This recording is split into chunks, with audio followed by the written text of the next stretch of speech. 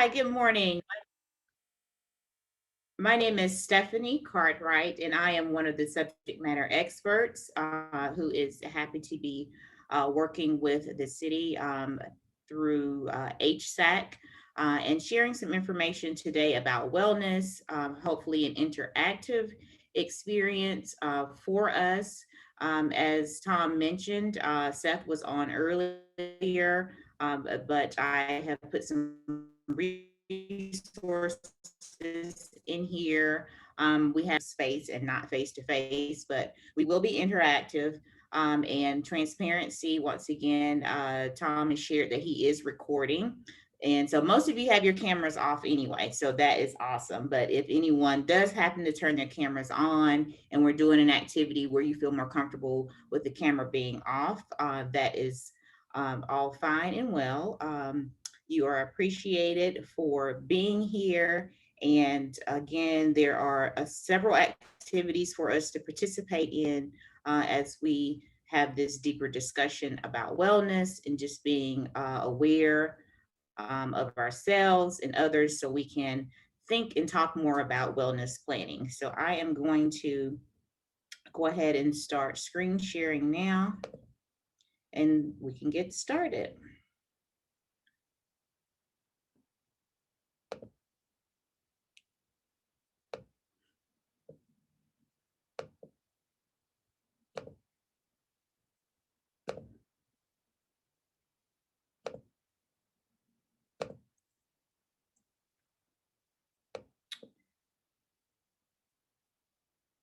Okay, can someone, I can't see anyone but myself. Let's see.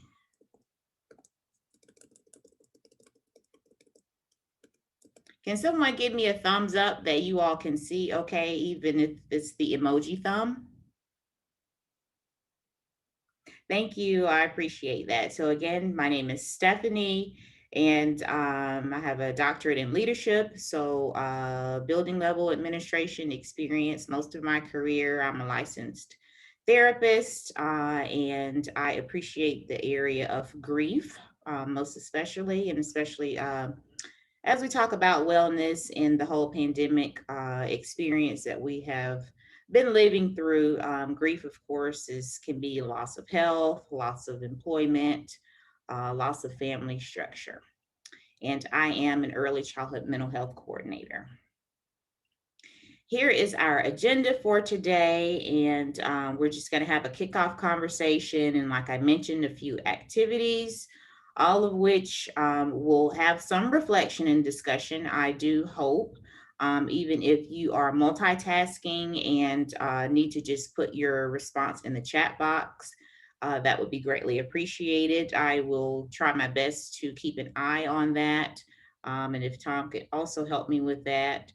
And we are going to review a guide during this time together this morning. And it is a template that agencies can use to have a framework for doing this wellness planning at the various sites. So, again, a template will be shared. I have shared it in a couple of other platforms before, but again, we want to make sure we keep sharing that information and that tool with you so that you feel supported. There are many tools out there, but this is one that we really like that we want to share with you. Okay, and so our objectives today, and if someone else would like to add to this, I am certainly open to that.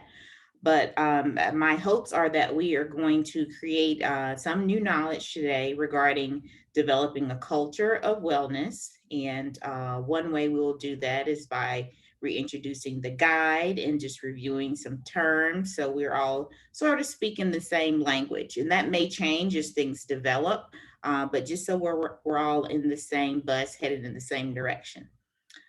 Secondly, develop and explore feelings and awareness of ourselves and therefore of others. So, just being aware of other people's needs, interests, and point of view, which is critical when you are developing something that is to provide a foundation for wellness in our sites. And we'll do that by exploring some activities here, just so we can get comfortable about how to start these conversations and just being aware of ourselves and what things we need. And towards the end, thinking and talking about how to survey staff members regarding their interests. And then finally, enhance our skills, communicating and facilitating wellness activities. So I'm a therapist, but I do not do group work in the midst of my consultation, right? But I have been having staff wellness chats with several sites starting last summer. And so just communicating, being able to communicate with people where they are, right, in the present moment, and being able to modify activities so that it's inclusive. And I've put some resources in the chat box. The second resource I provided in the chat box is from the government website. And it is a good resource if you scroll all the way down to the bottom of that page on the site. It gives some examples of how to do some of these activities and something you can even perhaps project for your staff in a meeting. So what is wellness? So now we're going to have some time to start chiming in. So if you have one ear here with us and your hands doing something else, if within the next 3 or 4 minutes you can turn to your computer and chime in, I would appreciate it through the chat box. What comes to mind when you think of wellness? So a term or a phrase when we say wellness or culture of wellness.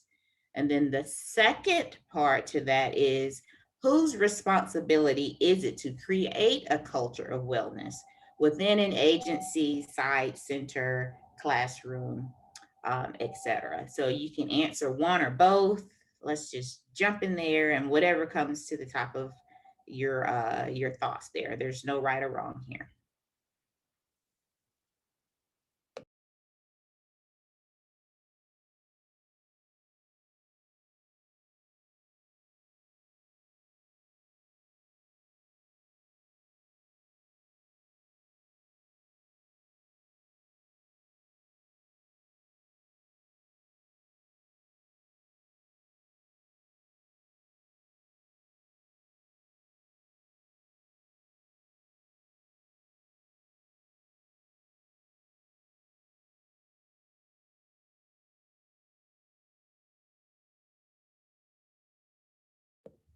Okay, Tom, I'm noticing that when I look at the chat box, I have difficulty accessing muting and unmuting myself. So I'm going to attempt to go back here and click on the chat box without making my screen advance. So hopefully everyone has these. So what are your thoughts about wellness and who is responsible? So I see it as a responsibility of everyone to create a culture of wellness, and it has to be practiced by everyone. It means being well, mind, and body, and everyone is responsible to create that culture. Sounds great. Let's see what else. Health comes to mind. Thank you so much. I appreciate those responses.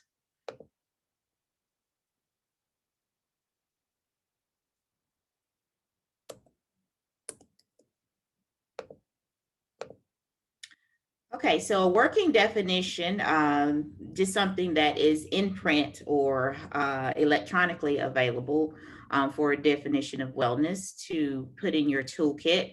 So wellness is a noun, and it's a state of being in good health. And it's especially so when it's an actively pursued goal. And I did share this the last time, and it may have felt a little hurried to some of you who did participate in that particular rollout. And secondly, Head Start defines wellness as an active process. So again, we have that word active, right? Doing something that requires awareness and directed, thoughtful attention to daily choices. And one thing I wanted us to just think about. So, in a former life, I was a professor, and I love English and grammar and all things of that nature. So, when we think of the word wealth, we usually think of money, or at least I do. But wealth comes from the Old English, right? And so the Old English actually means welfare and well being. And so well is in turn related to WEL, which means in a state of good fortune, welfare, and happiness. So to me, that ties in, well-being, physical and mental, correct. So mind, body, and soul for wellness.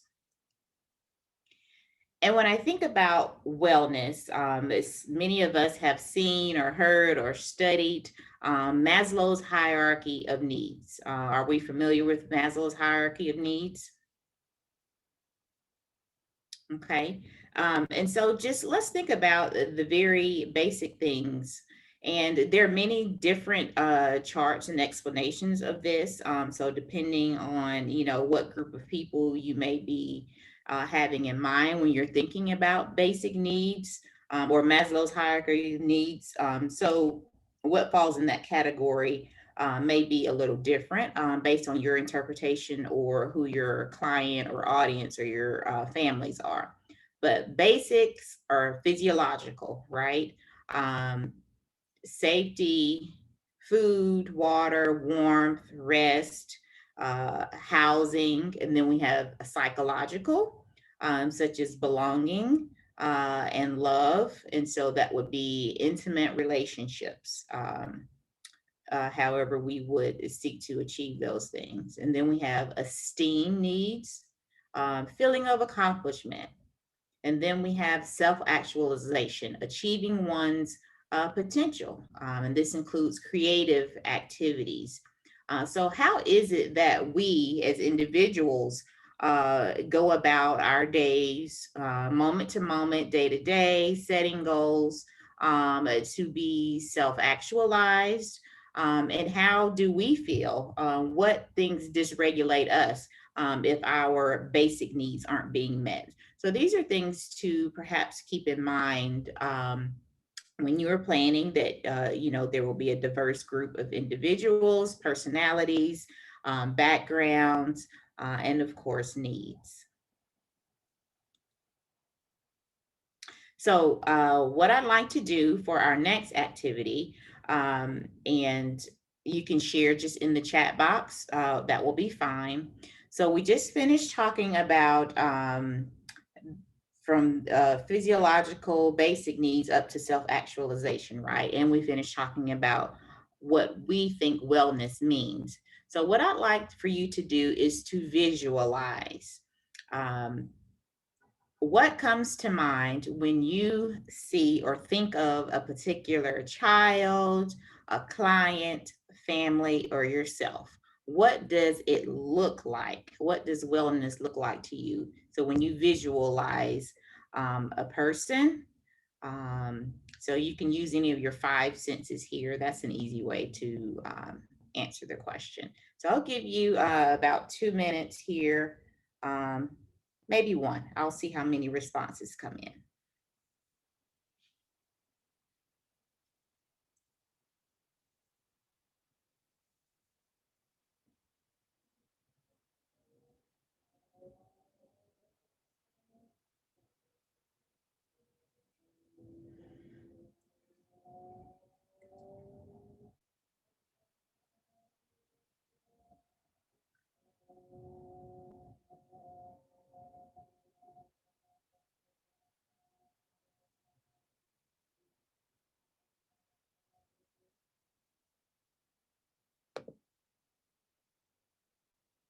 Okay. We see happy children. So perhaps they are smiling, giggling. Um, what comes to mind? Yoga. All right, I am a yogi. I like yoga. So exercise, and particularly Vanessa said yoga. You will hear me talk a little bit about yoga later. Participating in healthy habits, being consistent. Right. So that ties back to the Head Start definition. Actively pursuing daily choices. And hopefully, we are either engaging in this ourselves. Every day is a new day. So whatever it is we can do, or that we can have some families that we can visualize our children who are well. That is awesome. Thank you so much for sharing that.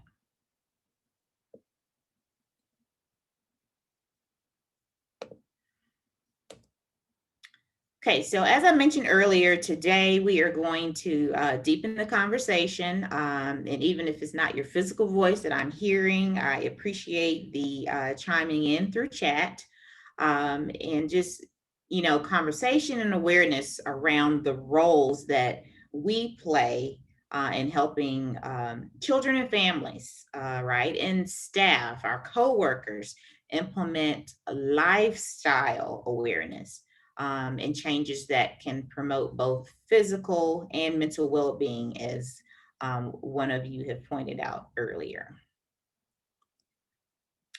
All right, number 3. So if you can, grab a sheet of paper. A Post-it note would probably be too small. So we're going to think about ourselves for a moment. So if you can get a sheet of paper,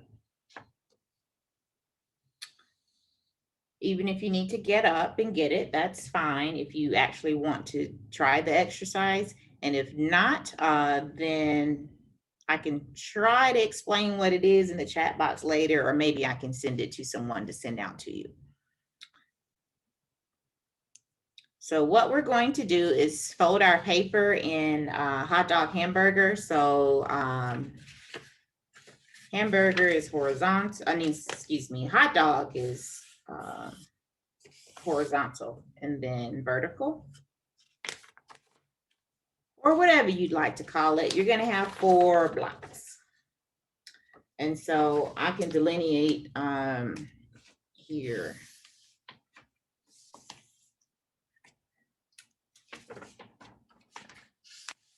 And so what you're going to have on your paper, or you can visualize this activity, that's great. Or if you want to take a picture, if Miss Wesley doesn't mind, if they take a picture of the screen just to see what's up here. I don't know if you're in their view or not, but you are in mine. So your paper is going to look like this. And so I tried to do a little drawing here. Tom, I was playing around with the whiteboard. This is hilarious, but this is something, in planning and doing things virtually, you get all sorts of new experience. So on the front side of your paper, you're going to have a number 1 and a number 2, wherever you want to put them. But on the corresponding side, where you see my little carrot, you're going to have an answer. And then number 2 and an answer. And then on the flip side of your paper, when you turn it over, you're going to have a number 3 and 4, and then a corresponding answer. And so these are the prompts. I'll read them for those of us who have our eyes somewhere else, but you can hear my voice. And then they're here for those of you who are more visual. And then I will stop talking. So those of you who need quiet to concentrate.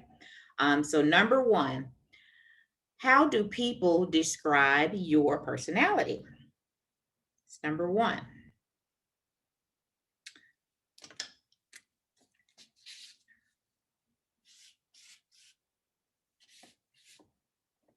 So again, this is a mirror image, but so you would write number 1. You don't have to copy the question, but just know that, write your answer across from there. And I'm actually going to give you all probably about 1 minute per response. And if you need a little more than that, that's fine. Number 2, how do you want to be perceived? Number 3, what can people see about you? And number 4, what are things about you that people don't know? And so, of course, this is just for self reflection. You don't have to share anything you don't want to share. This is just for us to be aware of ourselves. So that way, when we go into wellness planning, we are aware of biases and prejudices and assumptions that we make about people's uh, outside and inside, inner and outer.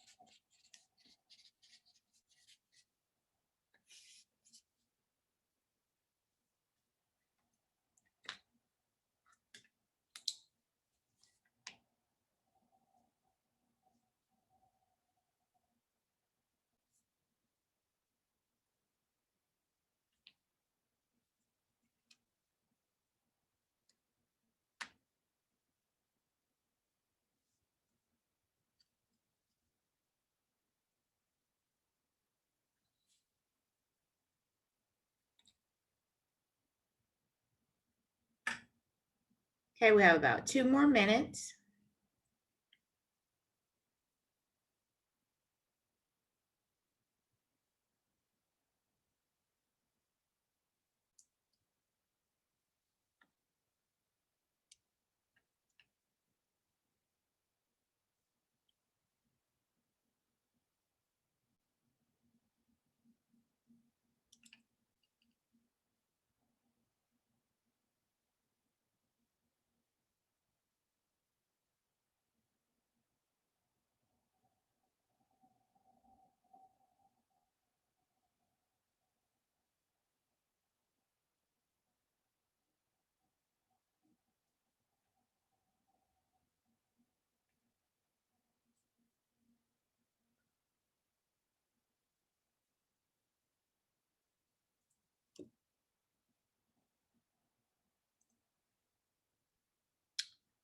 Okay, so we are going to wrap up this activity. If anybody wants to respond, please feel free to unmute yourself and do so. Otherwise, right now, I'm just going to kind of summarize some things that I would like for us to hold in mind and in heart when planning with others and talking about wellness. So this activity and these prompts bring to mind for me thoughts, behaviors, intentions, communication, fears, empathy, and sympathy. So these are some things that can come up. What drives you? What drives me as individuals based on, how we present ourselves to others, how we want other people to see us, meaning personality and character wise, and then what people actually see about us first, right? And how that may or may not impede communication. Um, and then, of course, our own fears and challenges in being nervous about possibly starting something new. And then, of course, what are things about you that people don't know? So there are going to be some things that may come up with these wellness initiatives. So just having space and holding space for others during this planning and during this wellness experience. Did anyone have anything they wanted to add to that? Okay, thank you so much. And again, um, if you want to know more about that activity, I can send it to you later. But the resource, I first participated in this activity. It was a group of clinicians that went to a virtual retreat and through Fontanelli Art. And so I have put a link in the chat box up towards the beginning that says resource one. So if your agency or any community group that you are in wants to have a creative way to talk about wellness and to have some reflection, then that young person did a great job of making wellness and mental health very understandable, fun to talk about, but also a serious conversation and got us moving. So I put that resource in there. And I see here, I would like more information for, okay. All righty. So I am making a note of that. And if Tom has your email address, hopefully he can share that with me later. And I can provide that for you. Thank you so much.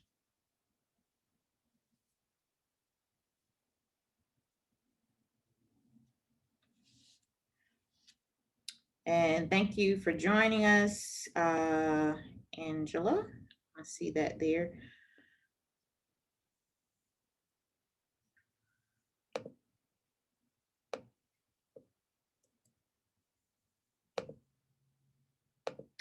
My screen is awfully slow about advancing. My apologies. So some fundamentals here. What we already know and what we've talked a little bit about previously in other settings. We know that children benefit from consistent, sensitive, caring, and stable relationships with adults. And so when we wake up in the morning, I'm quite certain that we don't wake up and say, you know what, I'm going to be grumpy today. And I'm going to set out to ruin some people's days. You know, we don't wake up with those intentions, right? So we do want to be as consistent as humanly possible, definitely sensitive and caring, and as stable as we can humanly be. And in order to do that, we need some wellness things in place at a personal level and systemically. That way, for those of us who aren't doing it on our own, we have a place and a starting point. Staff who are well, both physically and mentally, are more likely to maintain positive morale, report to work, and engage in positive relationships in the setting, right? And then the support of these initiatives, will in turn strengthen what we are doing as a unit. And so I didn't put the belief system, I put a belief system. So this is something that can move and change based on your agency's needs, right? And it's something that would formulate or transition perhaps as you get a committee together, right? But the people who are on the committee are going to have some values and some opinions and some thoughts coming into the committee, right? And then you would develop something. So these are just some things I put together just in research and in knowing people and agencies. We want people to feel valued, and in doing so, having access to wellness programs, reflective supervision is an aspect, in other workplace supports. Secondly, children are in a better position to grow holistically. That's mind, body, and soul, right? When the program provides ample opportunities for emotional and physical wellness throughout the day, embedded throughout the day. Feelings, thoughts, and behaviors and health are linked. In my opinion, I definitely believe in the mind body connection. Therefore, directed and intentional choices provide a foundation for what we are looking to either continue, if you all are already doing an awesome job at this, or either to create. And so, many of us know about this, the biggest study that was done of 3,000 Head Start staff, right? And so the three biggest components that I like to highlight are the stressors, and we know these, and some of us probably feel it, right? So it's the actual workplace stress, what comes along with our responsibilities. A lot of our Head Start staff, early childhood staff, have economic hardship. And then, of course, bringing to the table, coming to the site every day with their own adverse experiences. So we are not our trauma. That is a part of the fabric of who we are. Yet, and still, for some of us, it resonates differently on different days based on different things that are going on. So, just having an awareness. And so, this contributes to overall stress and that staff experience. And what I infer from this is that the overall affect and choices of staff impact, of course, the relationships they have with children. And so some of us are like, I feel sometimes feel like my mother is like a tanker, that's in the military. She is just so strong and go get. I'm like, did she ever get a cold? But she had to have some a heart surgery back in March. And she's the director at a school down south. And she was just steady answering her phone. And I said, well, mother, if you put your phone away, then they can't call you, right? And you're choosing to answer your phone. Um, but just the small choices we make, boundaries, having good things in place so other people know what they're supposed to do, and so that you can be well, so that you can be well. And so, you don't have to be the Rock of Gibraltar, but making sure you have the supports in place that you need so the ship can keep sailing, and that you can have a safety vest and someone throw you a line if you need one. And so, just in summary, why would we want a more healthy environment? So, if you just look down here at the bullet points, um, and if you're not looking, I'll just say here, we want to mitigate staff absences. Why? Well, continuity in learning, relationships for the little lovelies who are connecting with us, right? We want to be there to cut down on staff turnover. Again, continuity, use of disability benefits. So if people are well, then they're not getting so overwhelmed and so run down to where they are unable to participate with employment in a meaningful way. Flare of underlying physical and mental health challenges.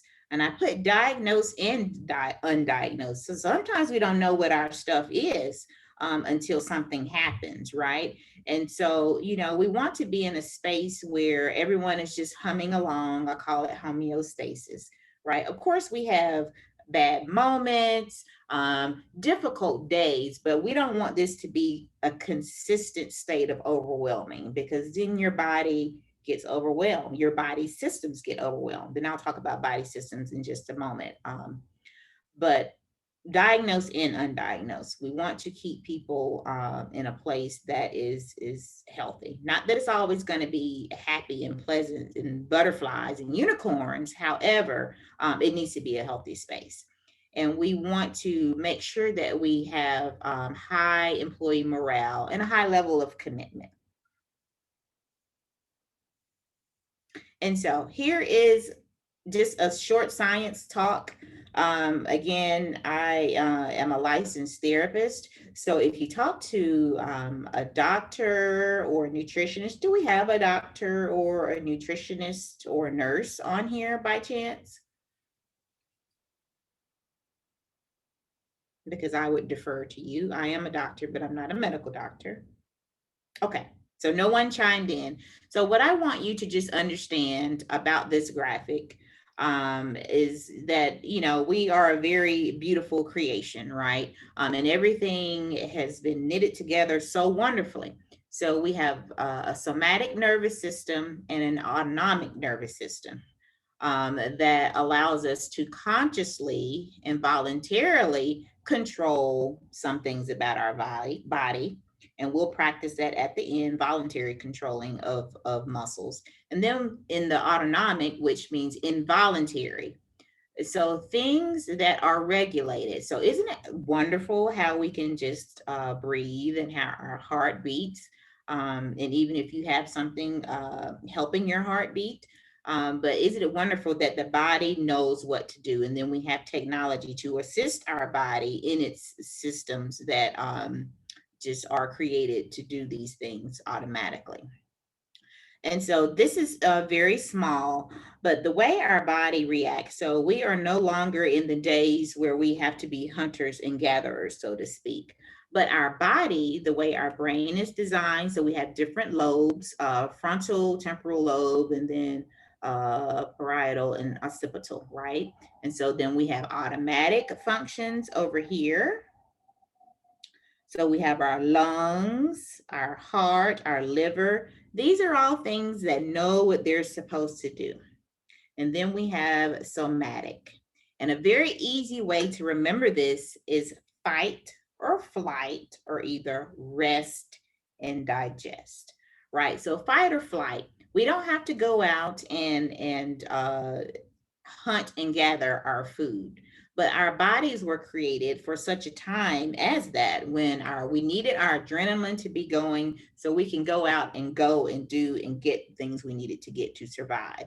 So even though we are not in that space right now, we still have those glands and those organs that are designed in such a way. And so sometimes maybe it's being stuck in traffic. Maybe it's a child who is hurt in their squeal.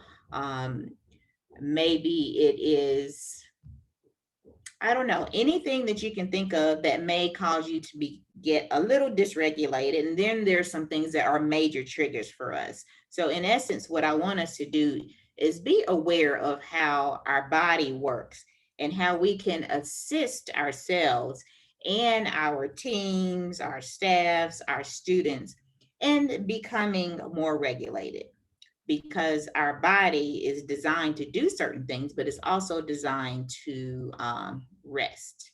Um, so I just wanted you to have a little understanding of that, because sometimes it's difficult for us to envision when we see someone who may be having what looks like a panic attack, or when we see one of our coworkers being dysregulated. So we are not in someone else's body. We do not have a full understanding per se of how their systems are working. But when things happen to our bodies, even like tears or sweating or a fast heartbeat, our body is trying to get back to its state of homeostasis. So just keeping space and having space for others as we appreciate our beautifully designed bodies.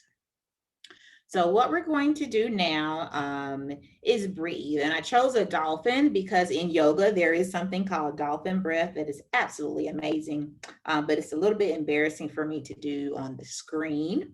But I did put a picture of a dolphin because it is the most fun thing to do, to just release some stress instead of releasing other words or releasing things that may be in your hand. Yeah. So what I want to do here is just show you that. So for example, if you're doing an activity, if you've been chosen to lead an activity in a staff meeting, right? I want you to see the importance of modifications. So I have easy all the way to what I consider more advanced. And of course, we are not physical therapists, we are not nurses, we are not doctors. But hopefully in your site, you can talk to someone who may have some credentials or understanding of the body, and maybe it's the fitness teacher, right? The PE teacher, who can assist in some of these things. But the first very easy one, and let's see, I have 6 on here. So whichever one you want to practice, and most of us have our screens off, I would just be very grateful if you would attempt one. So I'm just going to explain them. And then here's the resource here. And I also put it in the chat box, which is listed as resource number 2. Again, when you go to that website, you can press a link and it will walk you through how to do these various things. So the first one is rather simple. It's just you pausing and being aware. Just pausing. And sometimes we do that anyway. My partner, my husband gets a little bewildered when sometimes I just stop talking, or I'm just taking a moment. He's like, well, what are you doing? Aren't you going to say something? What do you mean? Please interact. And I was like, I'm just taking a moment. So just pausing and being aware. And whenever you need a default, just go to your five senses. And so this works well with little ones. Too, what are you smelling right now? What do you see right now? And you can give the child something to touch. What do you feel right now? So this works for children or for adults when we don't have much time, just pausing and being aware. Number two is easy as well. Candles, roses. So you may have heard this in a classroom. So you're going to inhale and exhale. So you would inhale the smell of whatever flower you like or dessert that has been freshly baked. So inhale through your nose the smell of whatever is pleasant to you. And then you're going to blow out through your mouth to blow out the candles. So whatever celebration you're having in your head. So whether you celebrate birthdays or whatever the case is. So inhale the smell of the roses or the caramel cake. And then exhale, blowing out the candle. So the forming of your mouth and the blowing. So we have something also called a vagus nerve, which is a major nerve in your body. You can go Google that later. But certain things that we do with our body, such as whistling, um, humming. I don't know how many of you had a grandmother or a mother, or even you yourself, you like to hum. That is very soothing to your vagus nerve, which is very important.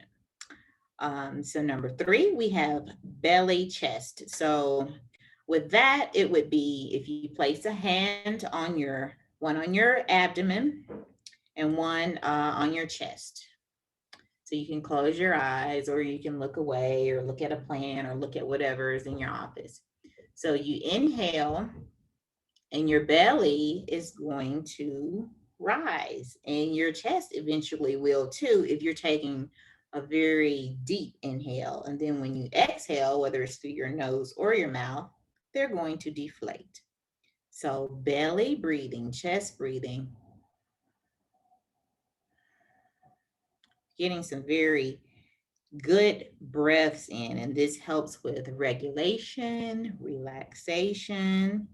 And so with the air and the quality of the air being what it is, and people being asthmatic and it being hot, or whether you live in a place that's dusty, just being able to get some really deep breaths. And if you want to be fancy, you can close your eyes and visualize your abdomen filling up and your lungs, and you can feel the air through your sides. You're just envisioning your sides and your lungs expanding. And that's a very beautiful way to get someone to take some deep breaths. Okay, and then we have number four, full body scan, feet to head. So this is intermediate, because what you would be doing, eyes open or closed, and just know that closing eyes sometimes, so if you're in a staff setting and you ask everyone to close their eyes, that can be triggering to some people. So just have grace when you're asking people to close their eyes. But if you want people to feel more private, they can turn and face a wall or what have you. So full body scan, feet to head. So you are paying attention to any sensations that you're having in your feet. And then you're going to go up your whole body. So this is just you being very aware of where something that may be tingly, something that may be numb, uh, something that may be cold, or a part of your body that may be warm. It's just having awareness for, again, how you're feeling, but you're taking it a body section at a time until you get all the way to your head. So not forgetting our very lovely hands that do so much work for us. You have so many nerve endings in our hands and in our feet. So just being very aware of how we are receiving and perceiving and moving about and doing. So giving your body time, feet to head, to just rest and absorb.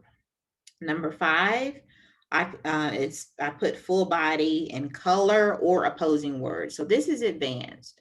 So what you would be doing, one example is inhaling, and this is what I do in yoga. So you can inhale if your feet are flat on the ground. So this is what we call grounding.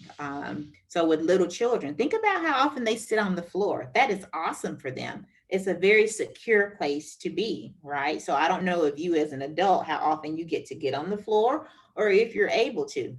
Because nowadays I'm not really able to, but having my shoes off and just touching the floor, especially if you're at home, if you're not comfortable doing it at work, that's fine. But just feeling the floor, right? And breathing in, pretend like you're a tree or whatever, but you're rooted and the air is coming in through your feet. And you're gonna just feel this inhale and come all the way up through the top of your head. So that's just another way to get a really good breath. Second, you can breathe in your favorite color. Inhale the color through your nose and exhale through your mouth whatever residue that's in your body. So whatever you color you consider residue to be. So whether it's pain, stress, tingling, discomfort in your belly or in your head, breathe it out through your mouth. So inhaling your favorite color and then exhaling through your mouth. Okay, and finally, you can inhale a positive or affirming word or thought and exhale the opposing one. So inhale confidence and exhale doubt, for example. So when I inhale, I'm thinking about confidence, and when I exhale, I'm thinking about doubt. So any of these, you can inhale and exhale through your mouth, or you can inhale through your nose and exhale through your mouth. Um, Inhaling through your mouth the opposite way and breathing out through your nose is a little more advanced. And then finally, 478. And then, of course, here you need to just be very aware of your body's abilities, any medical needs you may have. But this is a proven technique. And sometimes you may only be able to do 4, 4, and 4. So I would suggest that to begin with. But you inhale for 4 counts, you hold for the middle number. So here we have 7, but we can practice inhaling 4, holding for 4, and then exhaling for 4. So I'm going to do that with everybody right now.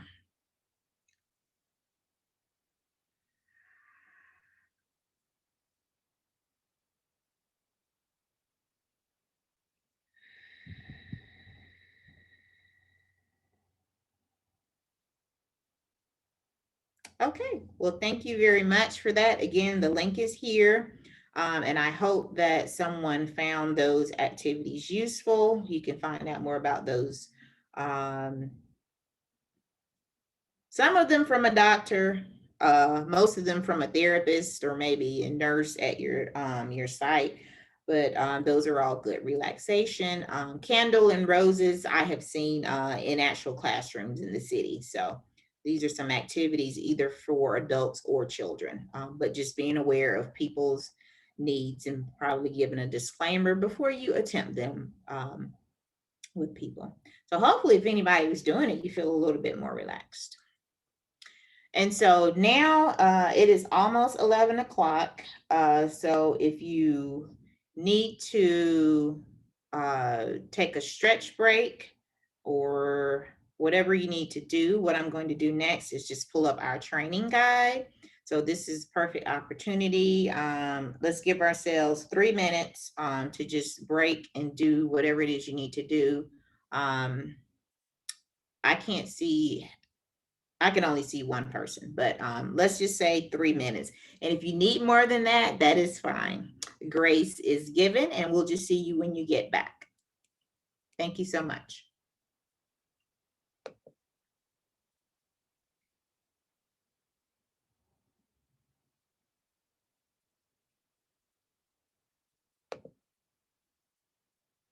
Okay, Tom, I see that Jessica is a pediatrician, so I may let her chime in for a little bit when we come back. I couldn't see the full chat box with my screen shared. So when Jessica gets back, or if she's in a space to where she's able to chime in. Sure. Can you pop out your chat box at all or not? I can. But So it covers the screen. And then when I'm clicking on it, sometimes it'll advance the slides. Got But it. yeah, I can see it partially. I guess I just wasn't looking 10 minutes ago. My apologies. No problem.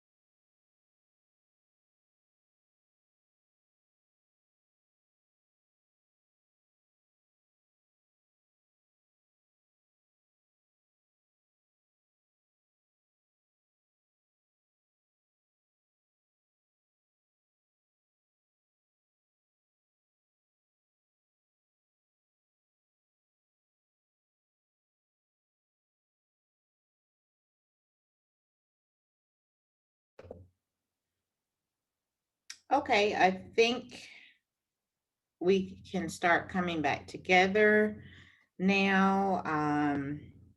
I don't know how to pronounce Jessica's last name, so I'll just say Dr. Jessica is a pediatrician, and if she would like to chime in, but she says that I explained it well. So, but if we have any more specific questions, then she may want to chime in here. So now I'm going to go ahead and start screen sharing. And what we're going to do is just take a look at the actual document for planning. And then right after that, we will, based on how many people we have here, I'm not going to try to count, but there are 8 sections, right? And so if there are 24 of us, then 3 of us will look at number 1, that type thing, and just any thoughts, wondering points that we may have, or ideas just to kind of throw out and help the group have a springboard. So those are the next few things that we would be doing.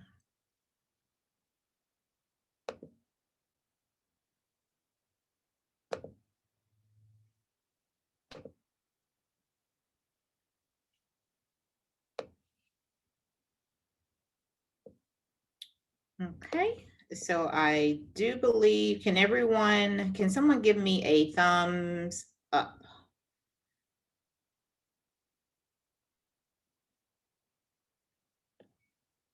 Okay. And is your screen moving still, Miss Tiffany? Can you see it moving? Yes, I can see it moving. Okay, thank you so much. So what we have here, and look at these lovely little icons up here. I just pay attention to everything. So there are various ways and routes to wellness. We have some weights, which I do not care for. So I do more body weight things than actual physical weight. We have a person that is in a easy pose, which is yoga. So meditation. Then we have a bottle of water and an apple.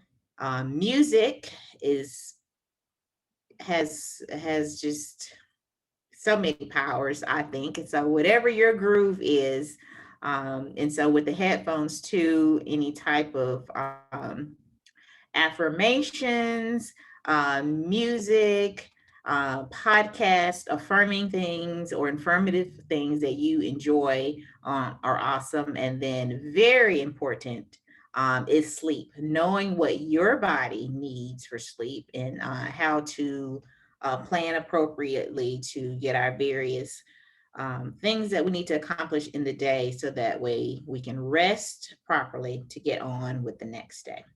So here's just an example of a plan that will be provided and can be provided. And again, as I said earlier, there are many templates, but this is just one that we have set out to use. So having team members. And so the last time I met with HSAC, I think it was the end of June, maybe it was June 29th, if I remember correctly, or maybe the 30th. I actually went through, how to put these things together. I just gave some more information on each section. But we'll brainstorm about that after we get done looking at the document. So this is just a template. Isn't it awesome? So writing down our team members, what our data sources are, right? And what we glean from those things. So what information came from blank source? And so from that, what might we want to address based on the data and then what we have gleaned from that? So 3 points there for whatever our various data sources are.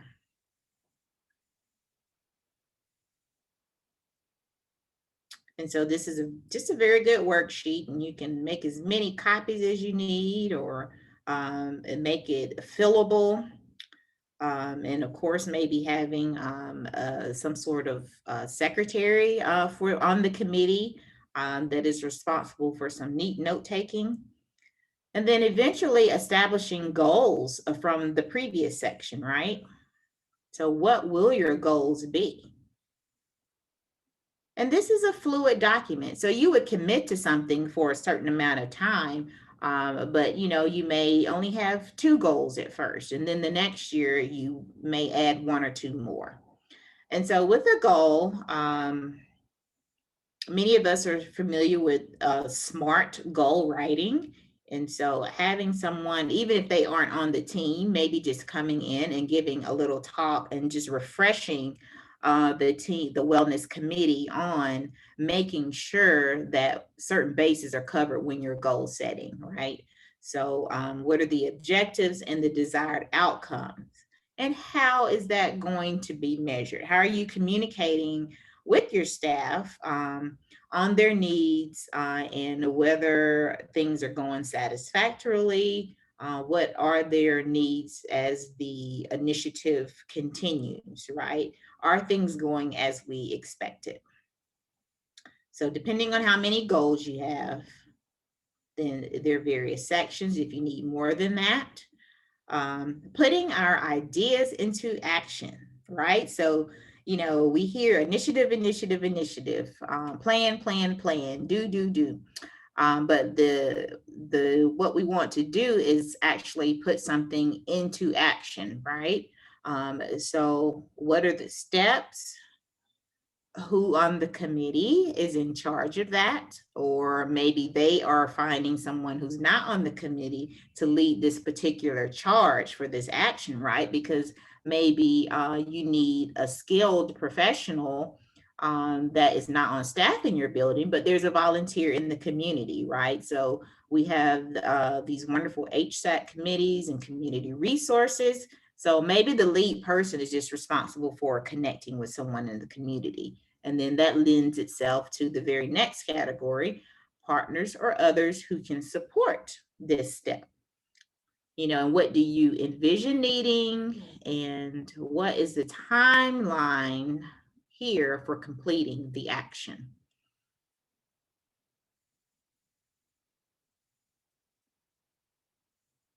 And look at the bottom, technical assistance needed to support the objective. So, our ideas, don't think they're too grand. Write down what you think you may need, how someone else can be of service. What type of technical assistance might you need? And so then we have that here, just for the different objectives that you may have. So I'm going to scroll on through because all of these pages look alike. I hope I'm not making you seasick. My apologies. Okay, and so then that's the very end of the document. Again, this is a wonderful resource. You can modify it, but there are just some key points that need to be addressed in order to get a good plan going. And so now what I'm going to do is get back into our PowerPoint. Did anyone have any questions while I am transitioning, or thoughts perhaps? And if Tom, could you let me know while I'm still navigating over here? Stephanie, did you say the form was available in the chat box if we wanted to like play around with the planning guide that you just showed us? No, so I did not put that link in there. It's actually a PDF. So what I can do is just, I guess, coordinate with Seth, Rich, and Tom about how they would like to send that. Okay. Because it's actually just a PDF on my computer and not a link that I have. And it may take you a while to Google and find it. So if it'd be easier, I would like to send you the PDF, but it is searchable and findable. But I'm sorry, I had it as a PDF and not a Oh, link. no worries. Okay, thank you. You're welcome. Any other questions, anyone?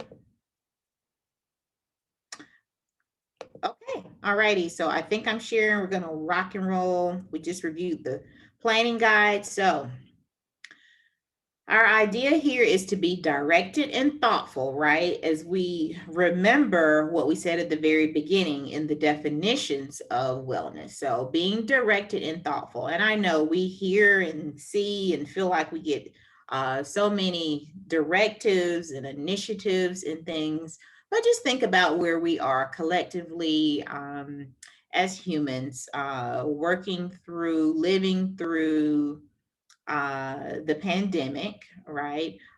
Mental health concerns being on the rise, loss of life, loss of employment, and just things that we are accustomed to doing daily. So this is a key time for us to highlight wellness and to augment what we already have in place. Or to put something in place. And it is everybody's business, right? Because, we want happy, children who are learning. And so we've got to do our best to be well, right? And we want our agencies to be able to assist with a platform and a platform for providing ways of being well. So we're going to be looking at a wellness leader and committee and details needs assessment. Activities and environment are things that will be a part of your planning. Resources and relationships. And then, of course, with anything, evaluation, planning, and then cycling back through. So it is a work in progress. And this is part of what the cycle looks like.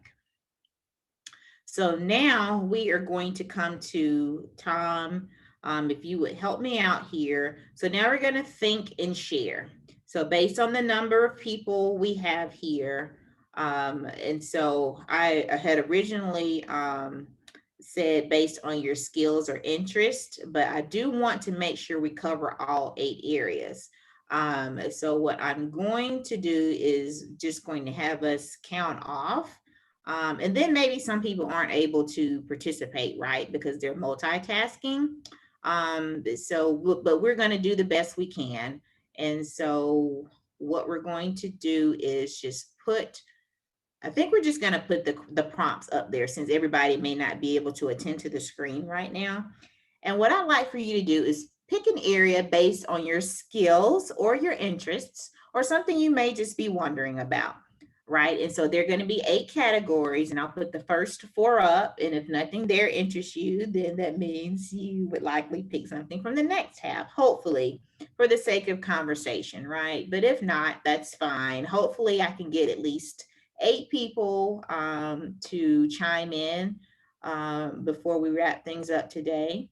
So any insights, questions, or thoughts you may have regarding creating a committee, staff surveying, or assessments to, know what you would like to put in a program based on needs, and anyone with a particular interest or skills in evaluating program implementation.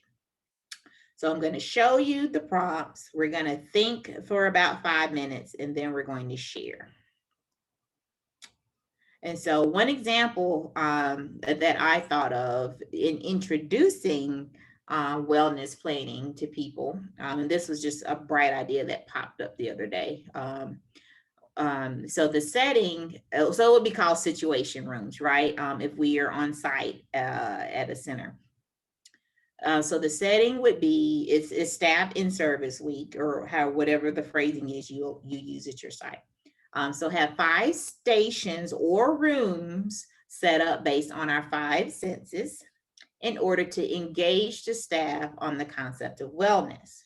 And where would this take place? It'd be at the workplace, right? And so how would you do that?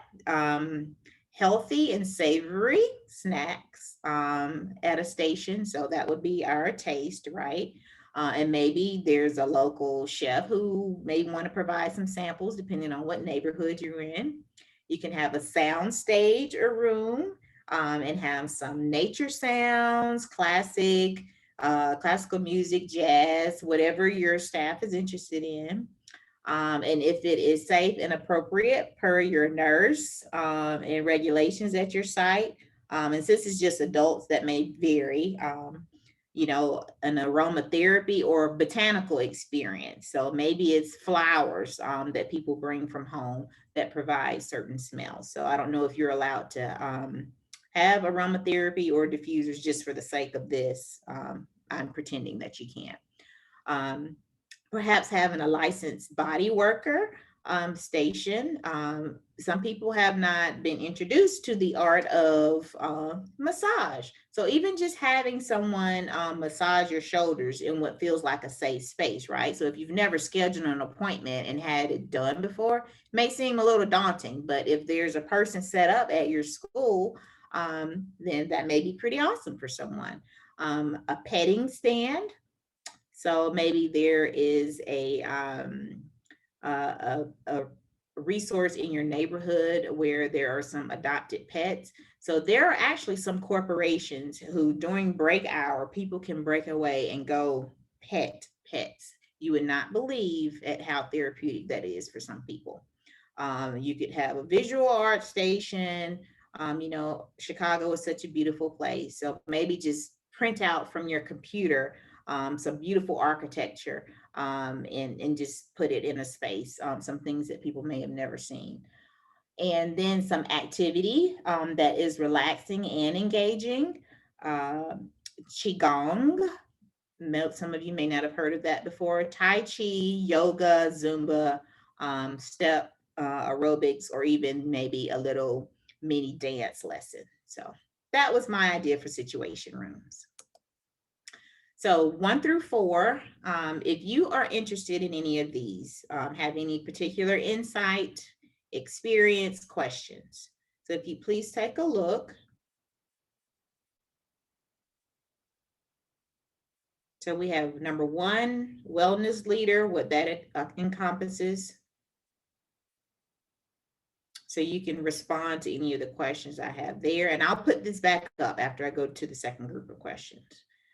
Any insight on assigning people to a wellness committee? Any thoughts you would have about the process, who would be on it, how you go about asking people? Number three, do you have any experience with needs assessments and how it can be done at the site building level? And number four, if you are all about organizing activities. So which one, if any, resonates with you? So I'm going to go to the second slide and then I'll come back to each one. So number five, supportive environment. How will you create a supportive environment for participants? How will you ensure that the environment is positive and safe?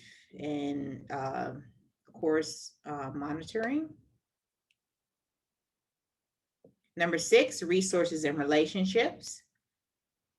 This is thinking about partnerships, who's responsible for connecting. Number seven, communication. Are you experienced that or may know a little something about or have questions about platforms for engaging with staff about schedules, events coming up?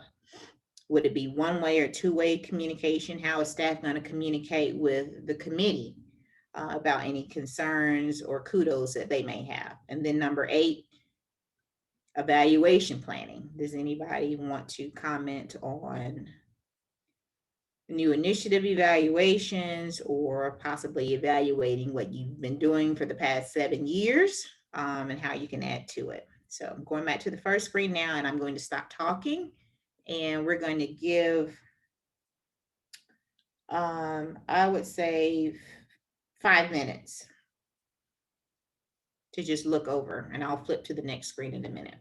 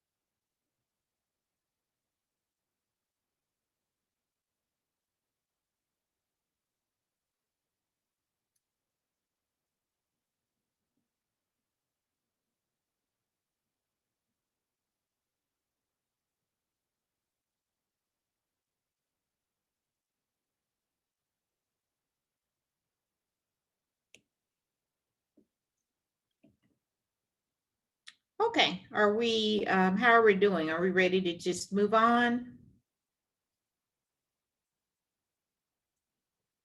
One person want to move on? Or one more minute?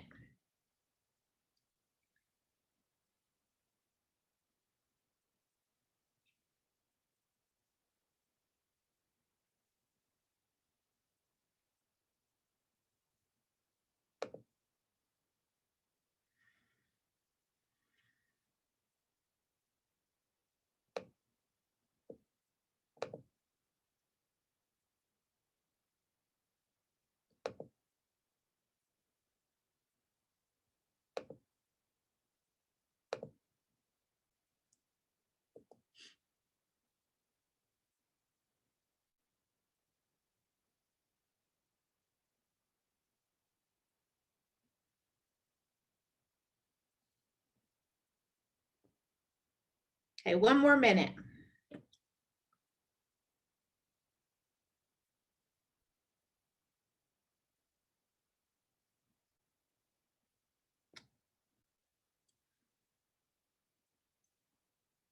And can I get hopefully 8 people to share? And it can be through the chat box or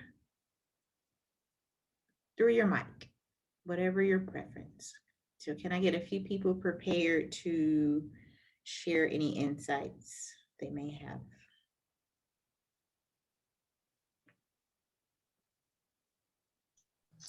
Well, Miss Stephanie, if I understand you correctly, I did select like my top 4. I selected 1, 4, 5, and 7.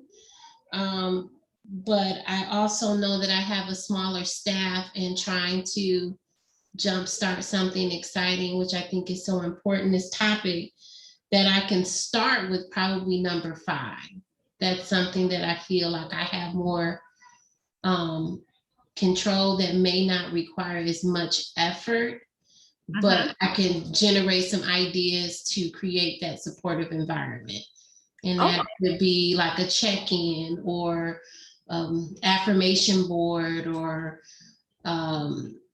stress balls in the staff lounge. Like, it's some things that I could probably create to make it an environment that is a supportive environment. But I really love the idea of figuring out specific ways to engage, which I think is number 1. Engage, or maybe number 4, sorry, engage in wellness activities. I think that is really a neat idea. But trying to figure out the how to is my biggest issue. The how to and the consistency or sustainability piece of it is where I would love to get some insight from other people. Okay, well, that is wonderful. Ms. Tiffany, I appreciate your approach. You tackled several of them, and I appreciate that because you're a leader at your site and just thinking about the whole process.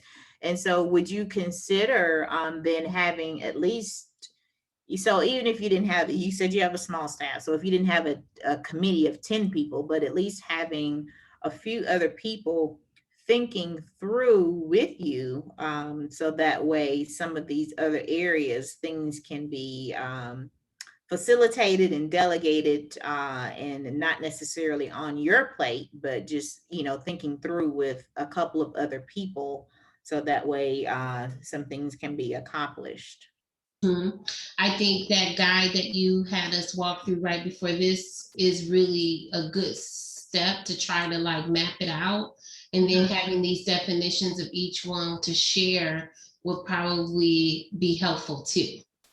Right, right. And I think it may be in the other presentation I gave, just thinking about too, who you have on, do you have a physical education person? Do you have a nutritionist that you all have access to? Do you have anybody that just loves going to Zumba? And just, some people are comfortable asking for or casting a net, but then again, casting a net, you want people who will be on board. So just kind of massaging and thinking about how to create a group uh, that will be on board and coming up with a mission and some small objectives for now. And I like how you talked about, getting a few activities in place, or maybe 1 or 2, and then some environmental things. And I mentioned that later, but thank you for bringing it up. I was going to mention it. Environmental is one of the simplest ways to kick this off. What things can we do in our space, whether it's more water machines, more brewing machines, and having different options. So not just caffeinated, but decaffeinated, and maybe some herbal teas, right? Things that we may have a few funds for that will just make a difference in our space and their appreciation. Thank you.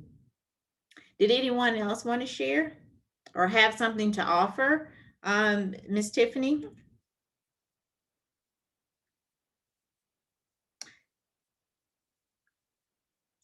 Tom, I don't see anything in the chat box. Do you? No. No. Okay. Okay. I So can hop in quick. go ahead. Thank you. I was just going to mention that, I had previously thought about doing something like this quarterly for staff, but honestly, really never thought about the survey portion, which is obviously huge. And then kind of now in, seeing all of these numbered out and thinking about all this, just the nature that health and wellness can be confidential or private. And so, I think it was on the next page, something that you had listed here just made me think that here, so 5, supportive environment. Like it just, if we are talking about nutrition or health and different health conditions, doing that in a supportive, safe environment. So definitely, the survey and then this number 5 are 2 things that are now top of mind for me. Okay. Well, good. I'm glad that it helped you kind of reflect on what you were already thinking, and adds a little more to it. And right, that's why I kind of had us do the self-reflection, because just thinking about things that people don't know about us, right? Or if you have a staff member at a site that you may be close to and you may know things, but how comfortable would they be engaging um, in talking and doing certain things, even though it would be beneficial, but how are we making it be inclusive and safe? And of course, we don't want this to feel like a part-time job for the committee or whoever the initiators and innovators are at the site, but just think about the return on what it is we're actually trying to do. So even starting out small scale, but people being happy and well and not having headaches due to their blood pressure, maybe having a walking club after school, just small things, baby steps that we can take just to get something started and outline and knowing that we have a path forward. Thank you, Dr. Jessica. How do you pronounce your last name, please? Reggie. Dr. Reggie. Thank you, Dr. Reggie. Thank you. Would anyone else like to share?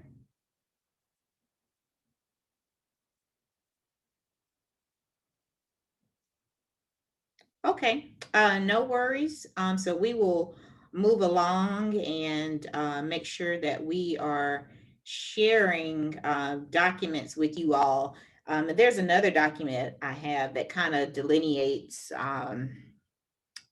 it kind of describes a little more and gives some support in different segments. So it just depends on, how our brains work, our personalities of how we want to receive and work with this information. So blocks work well for some people. Some people like to see it written out. So whatever works for you, I will make sure that I hand this information over, okay? And so just some things, and we have probably already touched on a little of this, so I will not repeat.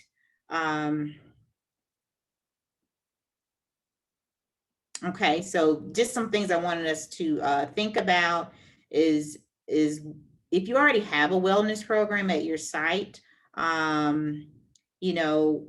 think about your network, right? Is anyone else, in the next neighborhood already doing it? Think about our network that we have here, right? So just supporting each other in our next steps. And so even though we aren't talking very much here, just know that each of us here has something critical to offer, I'm sure, even if it's a question that may get someone else thinking.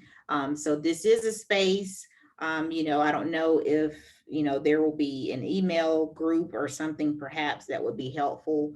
That's probably a question that I can ask. So let me make a note of that. But I'm sure you all already have ways of networking to support each other. And then again, we've already talked about community resources. And so I will say to Dr. Reggie and Miss Tiffany and anyone else, who is listening, but since they spoke out, um, it's just like with any marketing, right? It doesn't have to be all involved, but what is it you're trying to accomplish and how can it be appealing, right? So even with getting people's feedback to determine what the simple thing is you want to offer right now, how are you getting that information out there? So I was thinking about in service, right, as an opportunity to engage people. So whatever way you're going to engage them, engaging their five senses, thinking about people's personalities, what type of materials do you need? Can someone come in and have some nice little, I don't know, some of these restaurants who do different types of dishes, whether it's vegan or stir fry or all these beautiful fruit basket type things that you can get. There are just so many resources. And Chicago is such a plentiful place. I really appreciate that. So who can help you kind of roll this out when you're ready and get people excited about being responsive and receptive to what it is you want to do for them and with them? And Tiffany, you hit on it already. There's my bullet point down there. Simple environmental changes. Um, and I hate to use the word calm because when my husband says calm down, I said, well, let's think of another way to word that because you don't want to dampen somebody's thoughts or emotions per se, but calming areas, creating a calm. Like, so where is a space? So usually classrooms may have a space for children to go to regulate. So what do adults do at your sites? Do they send you a message and say, hey, I need a minute? If they have an assistant, where is somewhere that they can go? Do they just take a lap around the building? What is it that we do? So to me, that's an environmental thing that can be implemented. Let's see, and I already mentioned brewing water stations, using more student art, plants, and ambient music. So if you have any opportunities throughout the day, a certain time, whether that's how you start the morning, to just infuse something pleasant into the day. And that's a way of being consistent because you have control over that, or either your administrative assistant has control over, okay, we're going to press play on this every day at 8:05. Those are things that are simple that can be consistent. And so the final thing that we have today, and it is 11:34. We did good. I was trying to get done well before 12, so that way if anybody had any questions, but I think I already have your questions. So the last thing we're going to do is relax. So this is called many things, but PMR is progressive muscle relaxation, just as it sounds. It's a way to help you relieve tension, or it can be preventative. So I like to do it before, right? But sometimes, unfortunately, I come home and my husband is like, oh my, that feels like a rock up there. So just becoming more aware of our bodies, like I said earlier. But at work, since we're sitting so much sometimes, and we are in these long meetings, etc. So how can you find some relief for yourself and spread the love? So share this skill with others. So what is it? It's tensing a group of muscles as you breathe in and you relax them as you breathe out. So of course you can modify that if you'd like. You work on your muscle groups in a certain order is how it's typically done. But of course, honor your needs and you can modify that. So we're going to practice in just a moment. And why do we do this? It promotes relaxation. It gives you a little break. And it promotes self-care and just being aware of your body, right? So we can do some things ahead of a headache or ahead of a backache, or us being grumpy, because sometimes when our bodies are in a difficult space, it affects our affect. So how can we possibly help with that? If nothing else, it looks silly and it feels good, right? So what we are going to do, and feet, if you have your shoes off or on, so you can either visualize doing this or you can do it with your hands instead. So we're gonna breathe in and scrunch either our hands and make fists or roll our toes under and make little fist. And then when you breathe out, release. So we'll try it again without me talking at your own pace.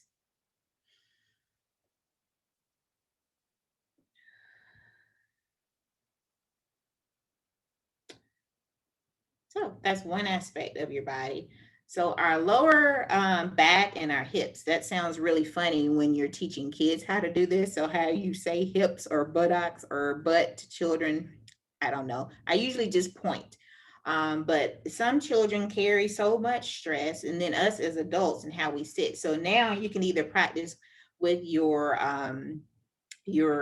pelvic area, your thighs, your hips, whatever you want to call it. So you can squeeze in and then relax. And then let's try it one more time. We're going to inhale and pull in and relax. Shoulders is a fun one. So you're going to bring your shoulders to your ears and relax. And one more time.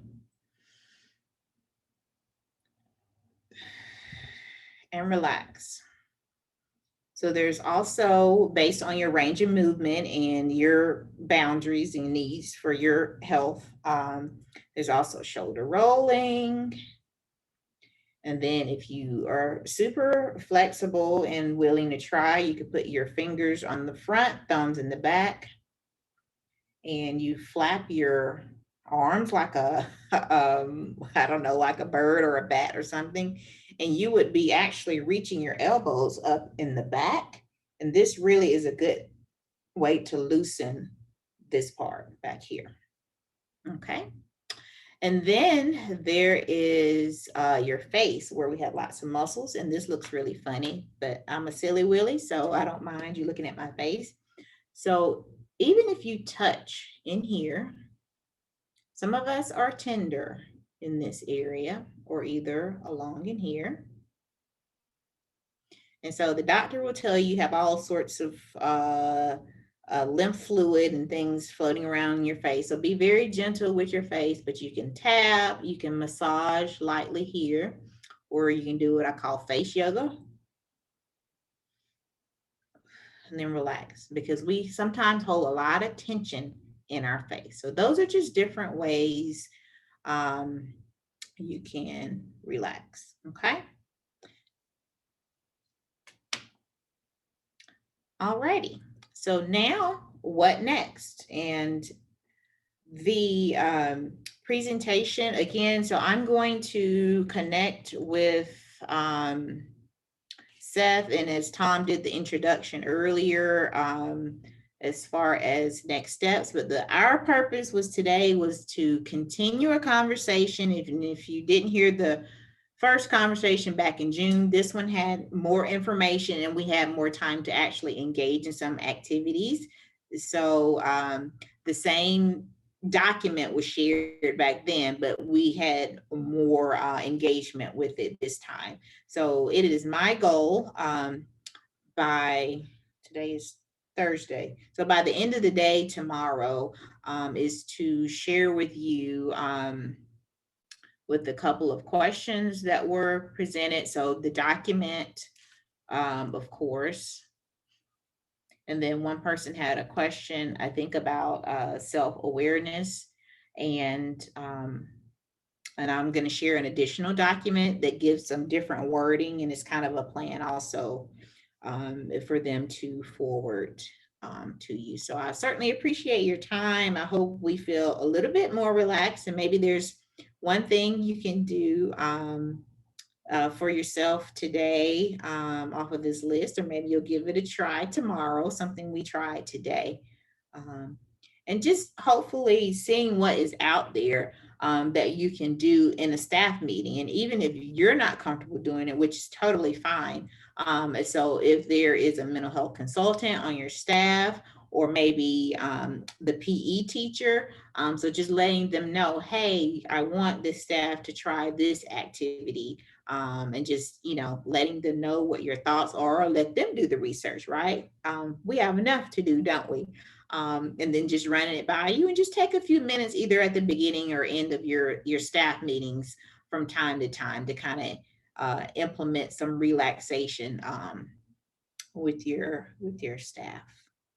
Okay, does anyone have any closing remarks? I'm going to stop sharing and see if Tom has anything to say on behalf of his coworkers. Hi, everyone. I think Martise now has joined us in case. Yes, I see. I'm sorry, I didn't have my full view up while I was sharing. Hi, Martise. Would you like to close us out? And we did have a few questions before some of the information I shared, so I will send you all a message afterwards, you and Seth, to just see how we want to coordinate that. But thank you all. I'm going to stop talking and let Martise close us out. Thank you so much, Tom. And it was so great of you all to be here today. Even though I couldn't see you, I appreciate the energy of your lovely names. Thank you so much for participating.